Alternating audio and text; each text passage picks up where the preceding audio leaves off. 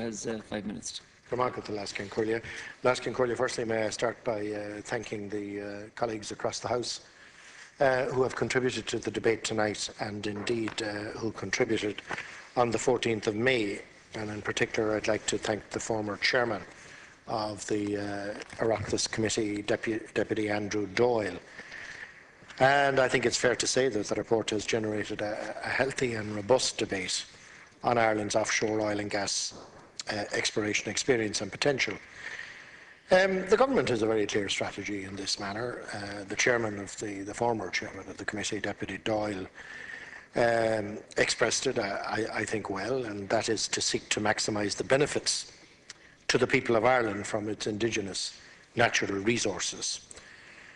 Perspectives and prescriptions for the fiscal terms appropriate to Ireland's offshore must be grounded in the reality of our perceived prospectivity and global competition for exploration investment. In over 40 years of exploration, there has been 4 commercial natural gas discoveries: Kinsale, Ballycotton, Seven Heads, and of course the Corrib field off North Mayo. There have been no commercial discoveries of oil. In 2011 alone, the Norwegian authorities approved 11 new oil and gas production facilities. And the United Kingdom, as I said the last night, has in excess of 300 producing fields. The employment, economic and fiscal dividend from oil and gas that is enjoyed by Norway and the UK, so often contrasted with Ireland, are the product of nearly 60 years of oil and gas production based on proven prospectivity. Despite the low level of commercial discoveries to date, working petroleum systems are known to exist in many of Ireland's offshore basins. There has been a modest but welcome increase, as Deputy Ferris said, in the level of interest in oil and gas exploration off our coast in recent years. But the fact remains that the Irish offshore is relatively underexplored, and its petroleum potential is largely unproven, particularly when compared with other petroleum regions such as Norway and the United Kingdom. I think it's comparing apples with oranges.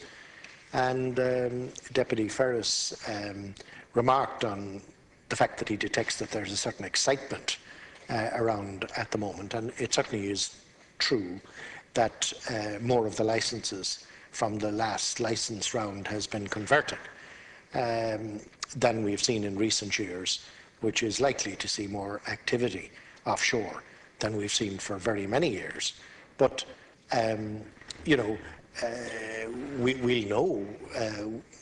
we'll know before the end of the summer, I suspect, about the status of the particular reference that Deputy Ferris made to Doon Queen.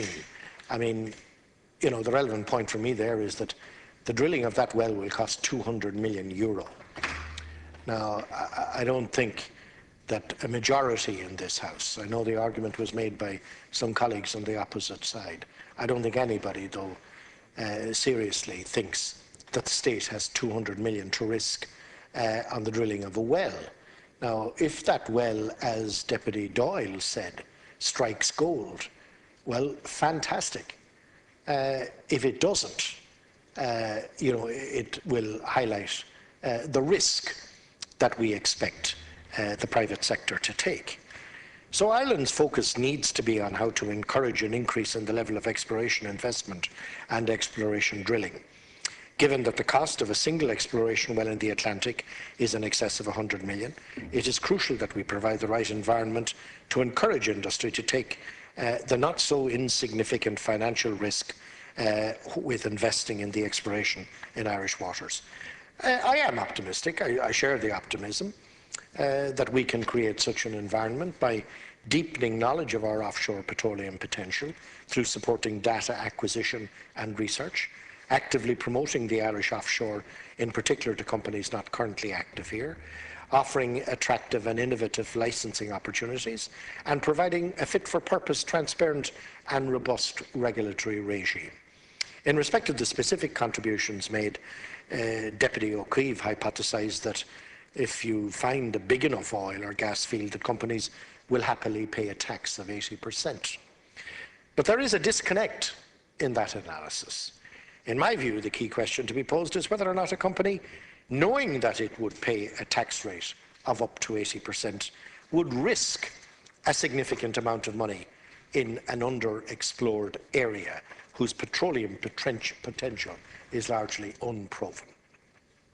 Deputy Culreevy stated that companies that make discoveries in Irish waters are not obliged to land the oil or gas in Ireland, and that Irish consumers would still continue to pay international market prices. The reality is that neither the UK or Norway, note, place such obligations on fines made in their jurisdictions. Both Deputies O'Keefe and Culreevy referenced the need for consultation with communities impacted by an oil or gas development, and I fully accord with the principle that early consultation is important. Deputy Boyd Barrett stated that the current regime results in minimal jobs or investment accruing to Ireland. In response, I point out that of the $3 billion invested by Shell to date in the Corrib field, over $1 billion has been spent on goods and services in Ireland. Deputy Boyd Barrett also raised the concerns regarding the ability of companies to write off costs against tax, thus reducing the tax take from the headline rates of 25 to 40%. It is estimated that $3 billion has been spent in exploring the Irish offshore to date. The reality is that a significant portion of such expenditure is no longer available for write-off against future taxes, as the companies who incurred the expenditure have surrendered their licences and are no longer exploring in Ireland. Just 1 minute. A fundamental point referenced by the Joint Committee is the need for stability and certainty as regards licensing terms. The nature of the oil and gas exploration business requires the taking of a long-term view. We have to recognise that Ireland is competing with countries such as Norway and the United Kingdom, and we cannot set our tax terms in isolation, or we risk discouraging potential investment.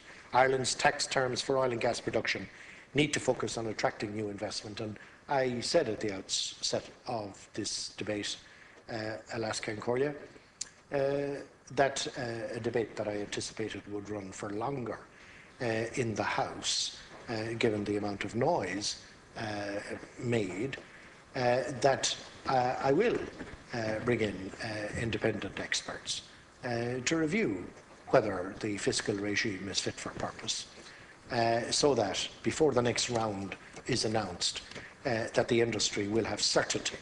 And I welcome all colleagues on all sides of the House made plain that any messing around to make any changes retroactive would only generate uncertainty in the industry. And I welcome that commitment, and I welcome that commitment in the formal report of the committee. So, Lask and Corder, I'd like to thank you, and I'd like to thank the chairman, the former chairman, Deputy Dail, Andrew Doyle in particular, because a lot of time and effort was invested by deputies and senators in producing what I would regard as a key contribution to the public debate on how we can manage our indigenous oil and gas resources in order to produce the best return for the Irish people.